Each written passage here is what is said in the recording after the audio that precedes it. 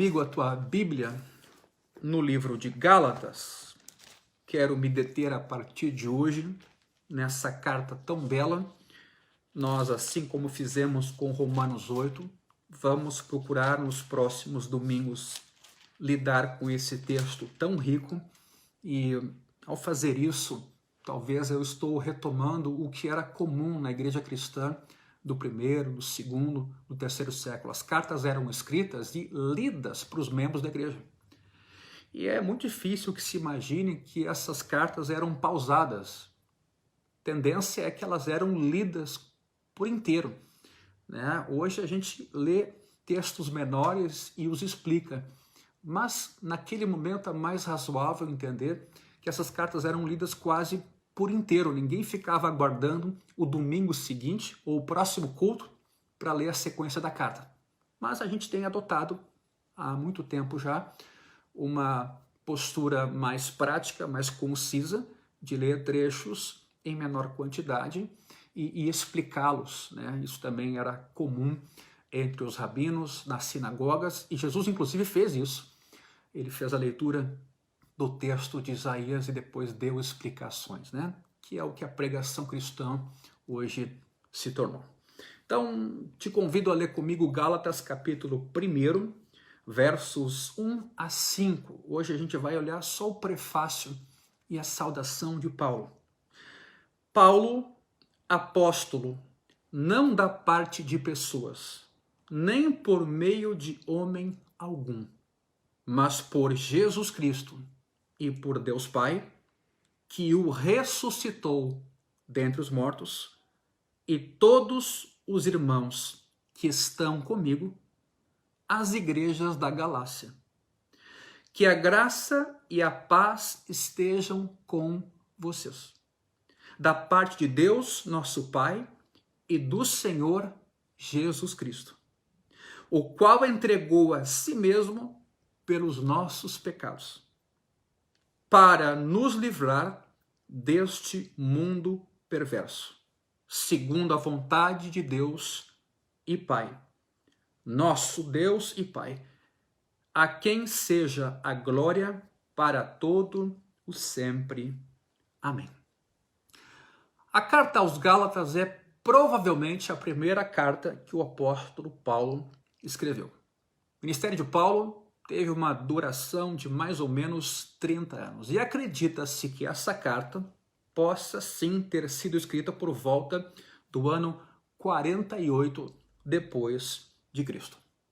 E ela contemplaria especialmente a região da Pisídia, que era localizada no sul da Galácia e contemplava algumas cidades importantes: Antioquia, Icônio, Listra e Derbe.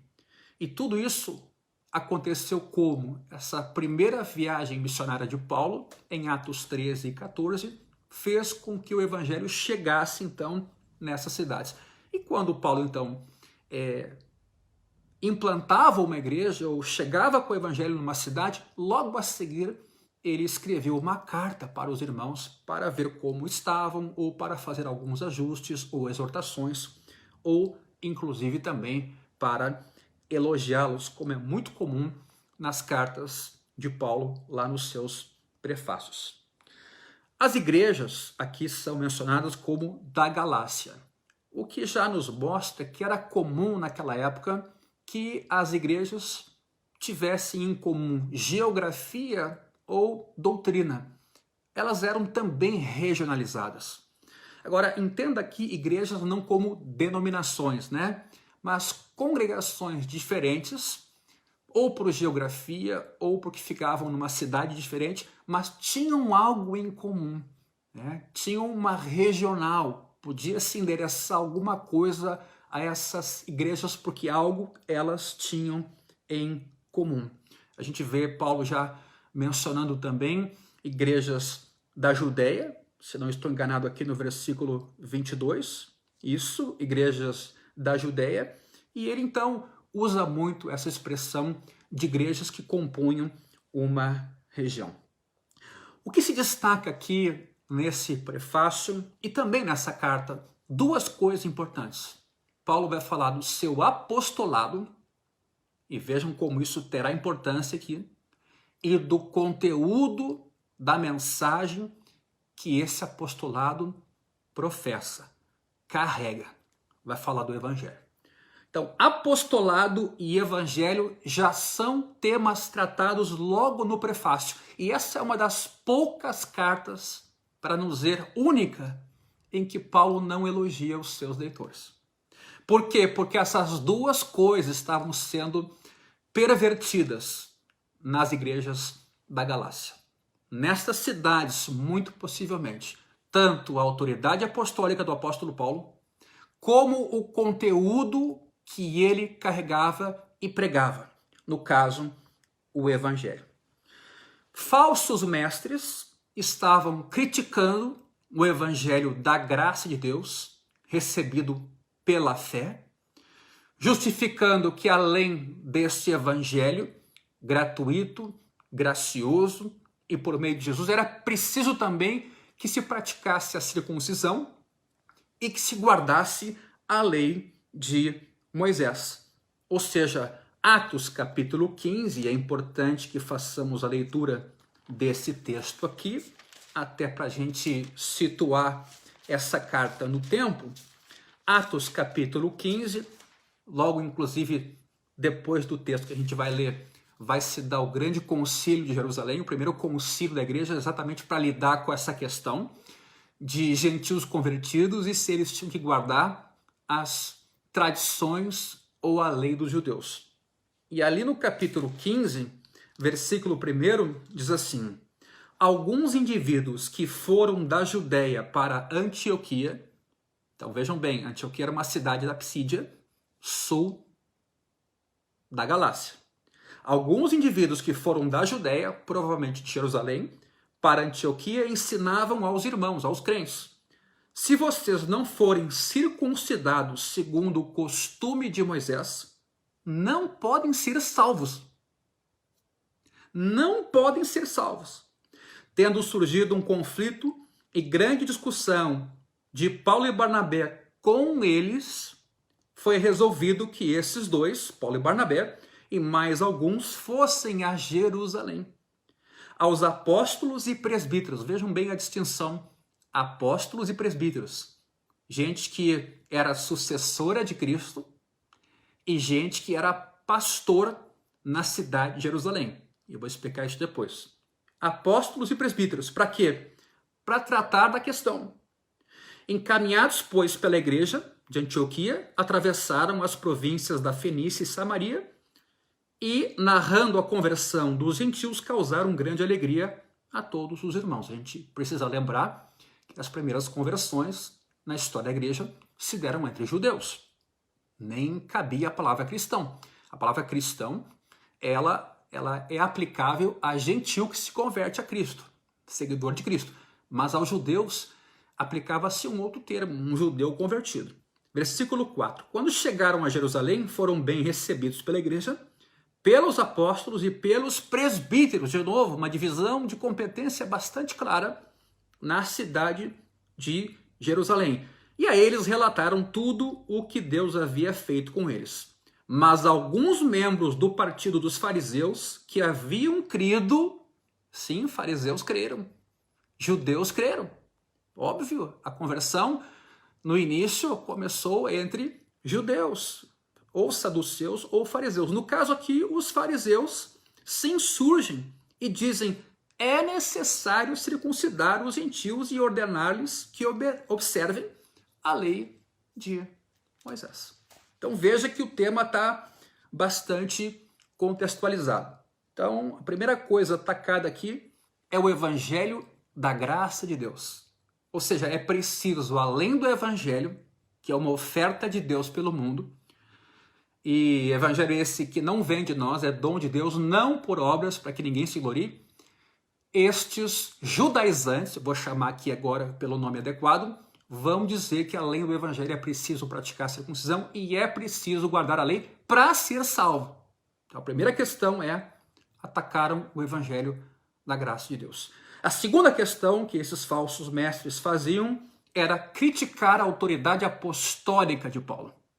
Talvez até com o argumento de Paulo não ter convivido fisicamente com Jesus, ou de Paulo não ter sido nomeado ou designado como apóstolo por ninguém, mas se autodenominar apóstolo. Certamente essa foi uma das razões pelas quais sua autoridade sim foi questionada. Quem nomeou ele? Quem nomeou esse cara? E que verdade é essa que ele ensina, deixando Moisés para trás, deixando a lei e assim por diante? É bom dizer só que no versículo 1, logo no começo, Paulo inicia esse prefácio dizendo: Paulo, apóstolo. Apóstolo era uma palavra que um judeu conhecia, entendia, inclusive em relação a Cristo.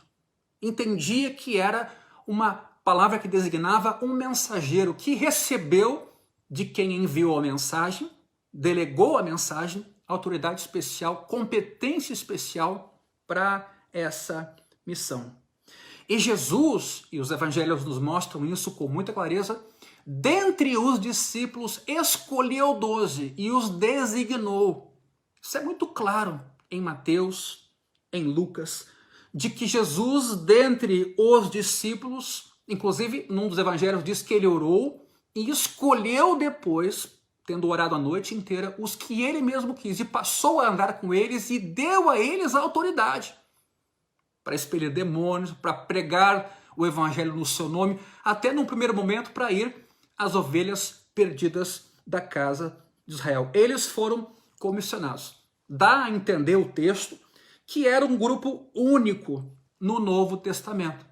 Tanto que aqui são distinguidos dos presbíteros que faziam um trabalho pastoral em Jerusalém. Os apóstolos eram os sucessores de Cristo, que ensinavam em seu nome ou que explicavam os ensinos de Jesus com a autoridade delegada do próprio Cristo, para falarem no seu nome.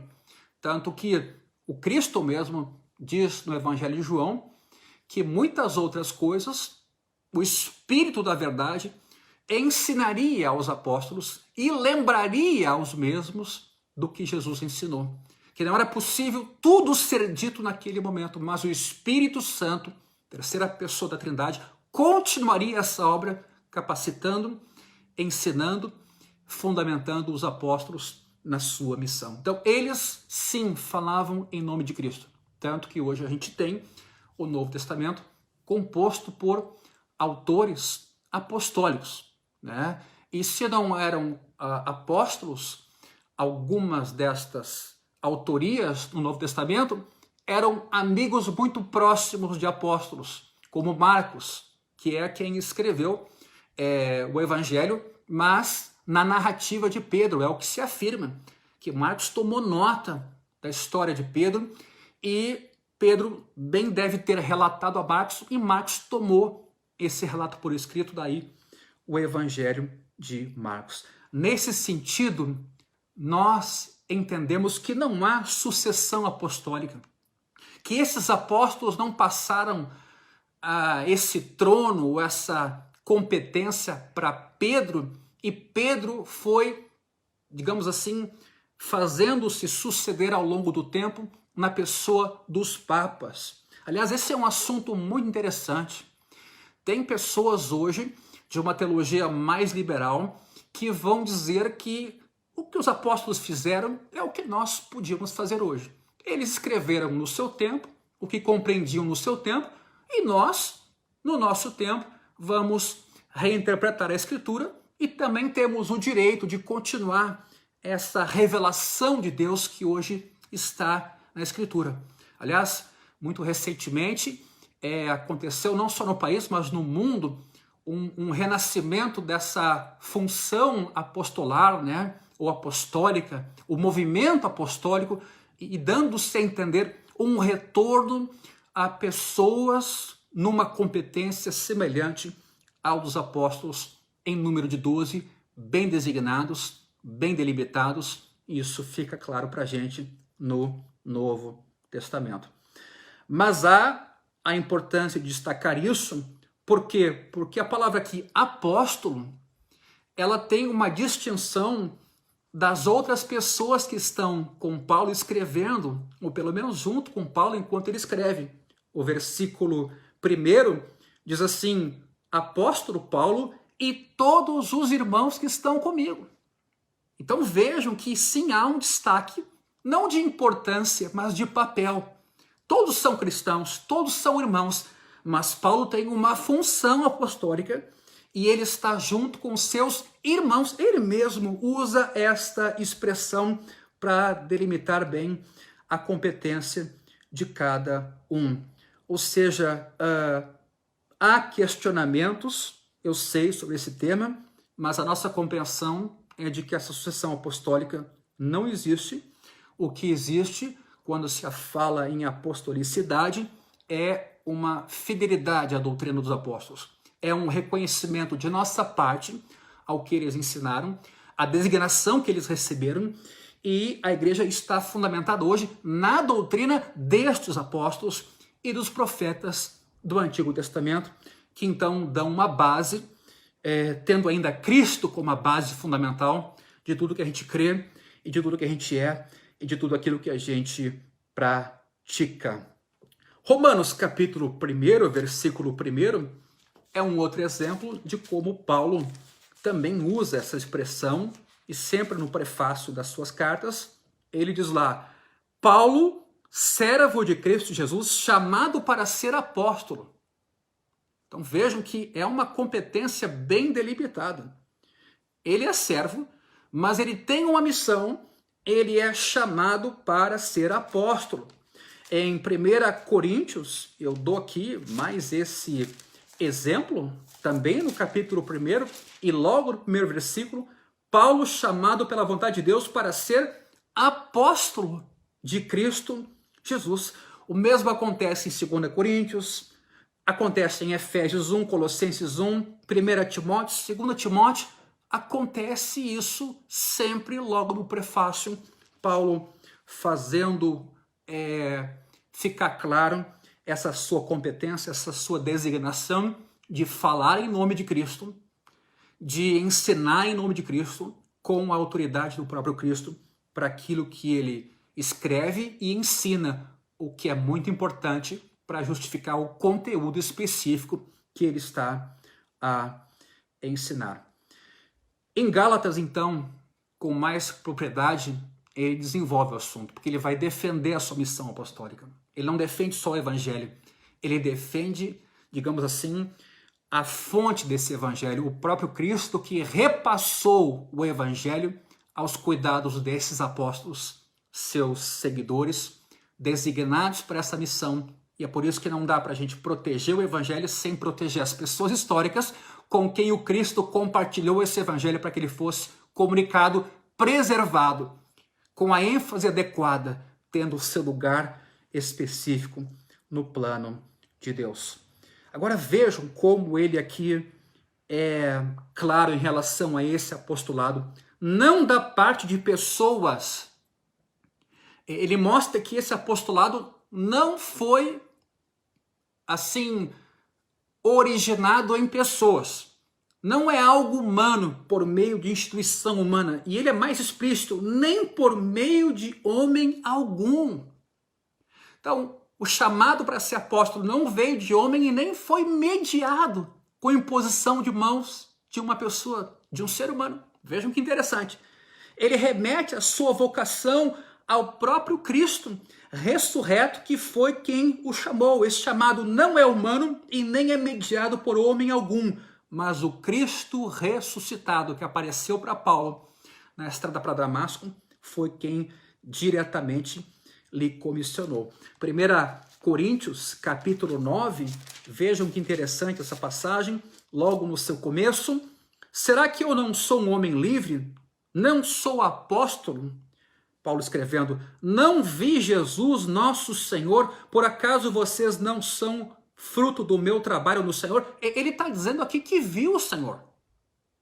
Ele está dizendo aqui que viu o Senhor, ainda que ele afirme que é nascido fora de tempo. No capítulo 15 dessa mesma carta, versículos 8 e 9, a gente vê Paulo continuando com esse assunto. Por último, depois de todos, Cristo foi visto também por mim como por um nascido fora de tempo, porque eu sou o menor dos apóstolos, e nem mesmo sou digno de ser chamado apóstolo, pois persegui a igreja de Deus.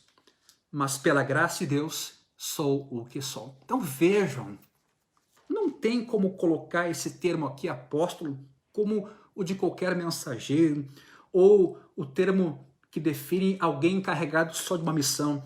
Há um termo técnico aqui definido, uma vocação específica para dar sucessão ao que Jesus fez e encarregar-se de ensinar o que ele fez, o que ele realizou e preservar esse ensino com muito cuidado. Tudo isso porque o evangelho está em jogo.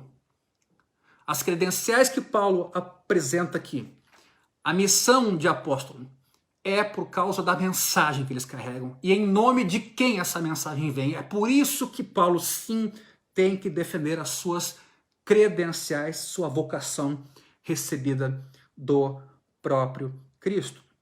Paulo se entendia um ministro de Cristo e um ministro do Evangelho. E nesse sentido, ele não abria mão dessa sua vocação. Eu dou um outro exemplo disso, Mateus capítulo 10, versículo 40, para a gente entender um pouquinho o que era uma função apostólica. Aqui a gente tem um exemplo, Mateus 10, 40. Quando Jesus manda os discípulos, ou os apóstolos, irem pregar o evangelho, ele diz assim: quem recebe vocês é a mim que recebe. E quem recebe a mim, recebe aquele que me enviou. Vejam que função específica os apóstolos estão tendo aqui. Quem recebe vocês, meus apóstolos, ele está dizendo, é a mim que recebe. Vejam que esse mensageiro não é qualquer mensageiro, é o mensageiro que carrega a própria mensagem do que gerou a mensagem. E quem recebe a mim, recebe aquele que me enviou. Agora, é claro, há posições diferentes a respeito do apostolado. Por exemplo, os católicos dizem que é a igreja que escreveu a Bíblia.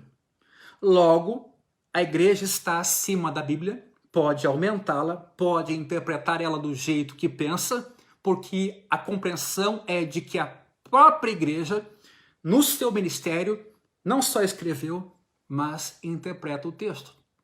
Mas eu quero diferenciar aqui esse apostolado.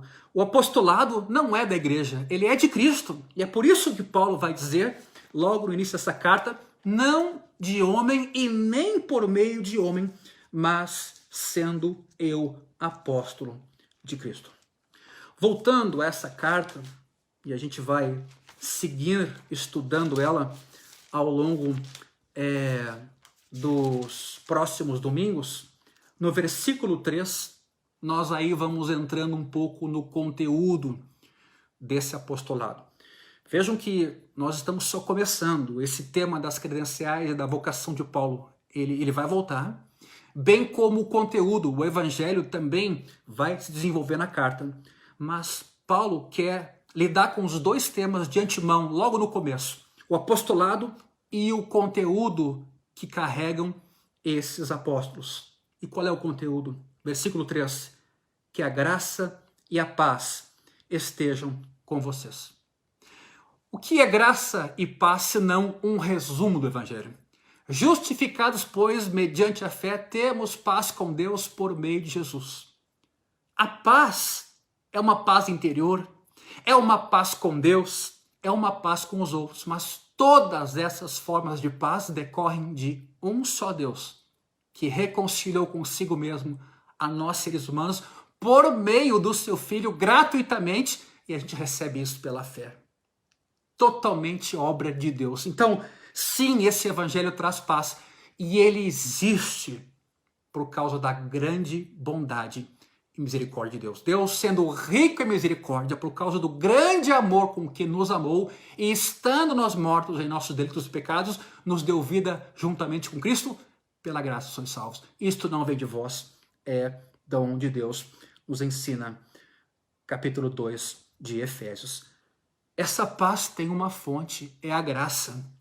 É o livre amor de Deus, a decisão livre de Deus de nos salvar gratuitamente por Jesus, seu Filho. E vejam que essa graça e essa paz que Paulo deseja que estejam com os Gálatas vem da parte de Deus, nosso Pai, e do nosso Senhor Jesus Cristo. Uma das coisas que a gente confessa na nossa confissão da Igreja do Caminho é que a gente crê na Trindade. Há um renascimento hoje, isso não é novo, né? Já houve no passado, dos unicistas ou do unicismo, justificando que a Trindade é uma construção romana, da instituição católica, pois a Trindade está presente em toda a Bíblia, é só olhar. Aqui nós vemos que a graça e a paz vêm da parte de Deus e vem também do nosso Senhor Jesus Cristo. E no versículo 4, então, Paulo prossegue dizendo que Jesus se entregou a si mesmo pelos nossos pecados. Interessante que, para a designação apostolar, o Cristo ressurreto aparece para Paulo. Agora é o Cristo crucificado. Agora é o Cristo que foi crucificado, mas foi crucificado por quê? Por causa de nossos pecados. O texto diz, entregou a si mesmo pelos nossos pecados. Um sacrifício pelos nossos pecados. E o único aceitável, porque era o único justo, a única oferta condizente, suficiente para nos dar garantia de salvação. A gente vai lidar com isso ao longo desses nossos estudos, mas lá em Gálatas 3:13 diz que Cristo nos resgatou da maldição da lei, fazendo-se ele próprio maldição em nosso lugar, maldito todo aquele que for pendurado num madeiro. Sabe o que Lutero diz sobre isso? Lutero diz, trovões do céu contra tudo ou contra todo tipo de justiça própria. Ou seja, nós estamos percebendo que o Evangelho é uma ação de Deus barulhenta, de uma certa maneira, para dizer o seguinte, vocês não conseguem se salvar, vocês não têm como se salvar, vocês só podem ser vítimas, beneficiários da graça de Deus em Cristo. E essa sim, de um Deus que se entrega, é que lida com os pecados de vocês, os justifica, os torna aceitos diante de Deus.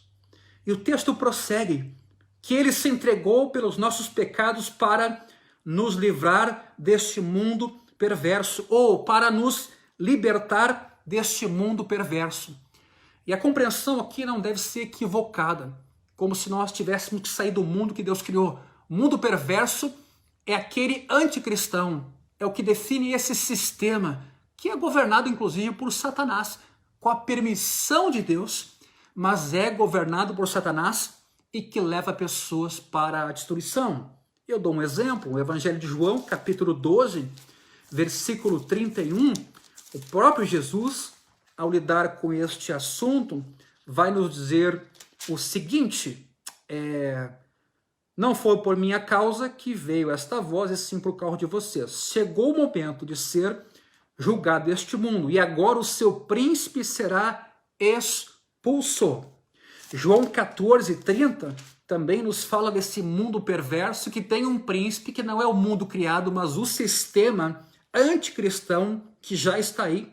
Em João 14:30, a gente lê o seguinte, já não falarei muito com vocês, porque aí vem o príncipe do mundo, e ele não tem poder sobre mim, graças a Deus, ele não tem esse poder. João 16:11 também diz que o Espírito vai nos convencer da justiça e do juízo, porque o príncipe deste mundo já está julgado. Então o que Paulo diz? Que Cristo se entregou pelos nossos pecados para nos justificar e nos libertar deste sistema. Embora a gente ainda esteja nesse mundo, convivendo com injustiça, nós estamos com um pé no céu. E vivemos essas duas dimensões, a terrena e a celestial, como estudamos em Romanos 8, aguardando a adoção de filhos, mas já somos adotados, mas a gente aguarda ainda uma adoção que se vai realizar plenamente. Então a gente vive nesses dois mundos, ou nessas duas dimensões, o já e o ainda não, que a teologia nos mostra muito bem. Sim, Jesus já inaugurou o seu reino, mas a gente ainda ora, venha o teu reino. E nesse contexto, o Evangelho vem nos libertar do sistema, vem nos libertar da opressão do pecado, vem nos libertar do determinismo da morte do pecado e vem nos dizer que nós somos nova criatura, filhos de Deus lavados pelo sangue do Cordeiro, libertos segundo a vontade do nosso Deus e Pai. O Evangelho não vem só dar perdão, o Evangelho vem dar nova vida, libertação de um sistema, de um aprisionamento mental, espiritual, moral, para que mesmo neste sistema sejamos luz e sal da terra por meio de Jesus. Agora vejam, o texto ainda termina dizendo que essa libertação do mundo perverso é segundo a vontade de nosso Deus e Pai. Deus quer salvar, Deus quer libertar, Deus quer transformar, Deus está agindo no mundo hoje para isso, e Ele é poderoso para isso, por isso que Paulo diz, não, só um pouquinho, eu vi, eu sei, e eu tenho uma missão, eu sou apóstolo, eu falo em nome dEle, e não só eu falo em nome dEle, mas o que eu falo é poderoso, o Evangelho é o poder de Deus para a salvação de todo aquele que crê. Então vejam que interessante, o que temos no início dessa carta? Temos historicidade e experiência. Temos Paulo apontando para um dia em que a cruz aconteceu, em que Jesus ressuscitou e Paulo foi chamado como apóstolo, mas a gente tem também um Paulo saudando, alguns anos depois, crentes na Galácia, desejando paz e graça a eles. Ou seja, nós temos no Evangelho fatos históricos, a cruz, como ela se deu, Jesus andando com seus apóstolos, os comissionando, mas essa mensagem perdura ao longo dos séculos e vem até os nossos dias. E ela também é experiência hoje para mim e para você, meu irmão, meu amigo. O Evangelho é o poder de Deus. Eu gostaria de orar. No domingo que vem nós vamos continuar a partir do versículo 6 em diante. E nós vamos percorrer essa bela carta. A gente só começou. Mas sim, aqui estão em jogo coisas importantes. Os apóstolos, o ensino que eles deram, por que não dizer o Novo Testamento, e a revelação que a gente tem nessa palavra de Deus chamada Bíblia, e o conteúdo essencial que ela carrega, para o que ela aponta, o que ela esclarece, para quem ela se dirige, para quem ela existe. Isso é fundamental para nos entendermos, igreja cristã. Eu queria orar com você. Queria te abençoar e pedir que o nosso bom Deus te enchesse com a sua graça, com essa paz, que você pudesse perceber que você tem isso aqui. Você é um agraciado, você é um beneficiário da paz. Sim, Paulo escreve aqui para uma igreja na Galácia ou para algumas igrejas da Pisídia, mas ele também se dirige a nós, que recebemos de graça essa paz sem fim, por meio do sacrifício de Jesus. Não abra mão disso. Nós, Igreja do Caminho, não vamos abrir mão do Evangelho. Não vamos abrir mão da luta que os apóstolos travaram para preservar esse texto, para nos dar a conhecer o Messias, sua mensagem, sua boa notícia de salvação, mesmo hoje, mesmo nos dias em que estamos inseridos em meio a pandemias, dores, medos, dúvidas, inseguranças do futuro. Nós temos aqui uma reafirmação que aquilo que Jesus começou designando pessoas e fazendo uma obra não parou e não vai parar. E nós somos reafirmados em relação a essas verdades por meio da palavra de Deus. Pai, abençoa a cada pessoa agora. Abençoa por meio do teu poder, por meio da tua palavra, por meio do próprio Cristo, e é em nome dele que nós abençoamos tua vida, tua casa, tua família. Sim, o Evangelho é a ação graciosa de Deus que oferece paz, paz sem fim, não como a paz do mundo que vem e vai, mas a paz que Deus deixa para nós, que habita o nosso ser, paz sem fim, paz que significa perdão de pecados, reconciliação, libertação. Não há mais condenação. Eu te abençoo. Eu peço que o Espírito Santo esteja sobre ti, tua casa, tua família. guardando a tua semana, teu trabalho, guardando o teu lar, teus filhos, te protegendo com saúde, mas acima de tudo te protegendo com esperança, te protegendo com paz, com alegria, com o favor de Deus. Nós te abençoamos em nome de Jesus. Amém.